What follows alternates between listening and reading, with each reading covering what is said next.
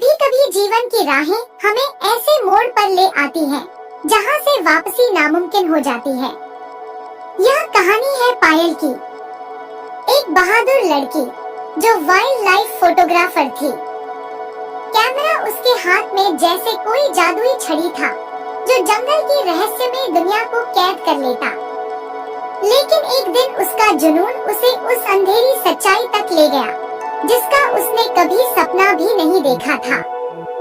वह जंगल के भीतर गहराई तक चली गई। पक्षियों की तस्वीर लेने के चक्कर में वह रास्ता भूल गई। धीरे धीरे शाम ढलने लगी। आसमान में काले बादल छा गए और अचानक मूसलधार बारिश शुरू हो गई। भीगे कपड़े, ठंडी हवाएं और अंधेरे जंगल ने उसे डरा दिया। तभी उसकी नजर पड़ी एक पुरानी टूटी फूटी झोपड़ी पर।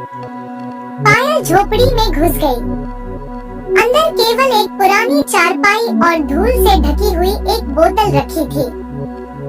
पायल ने जैसे ही उस बोतल को छुआ, बोतल कांपने लगी और उसमें से धुएं का एक साया निकलने लगा।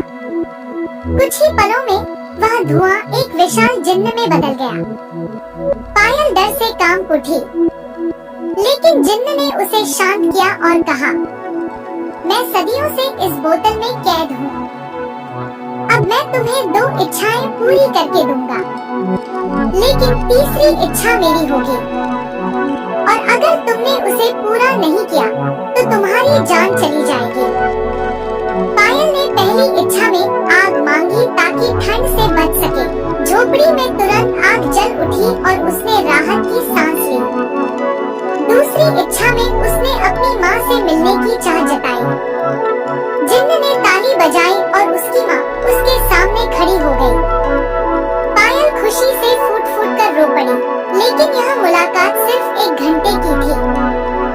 माँ वापस चली गई और पायल फिर से अकेली रह गई। अब जिन्न की बारी थी। उसने कहा, अब तुम्हें मेरी इच्छा पूरी करनी होगी। पायल घबरा गई। उसने पूछा, क्या चाहिए तुम्हें? जिन्न ने मुस्कुराकर कहा, मुझे इस बोतल से हमेशा के लिए आजाद होना है, और यह काम तुम्हें करना होगा। लेकिन जिन्न ने असली राज छुपा लिया था।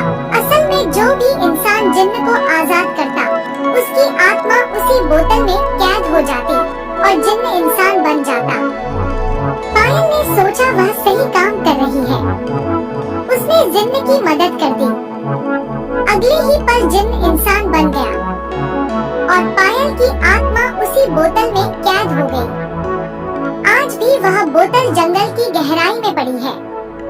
कहते हैं, अगर कोई इंसान उस बोतल को छू ले तो पायल की आत्मा उसे पुकारती है। क्या आप उस बोतल को छूने की हिम्मत करेंगे? शायद अगला शिकार आप ही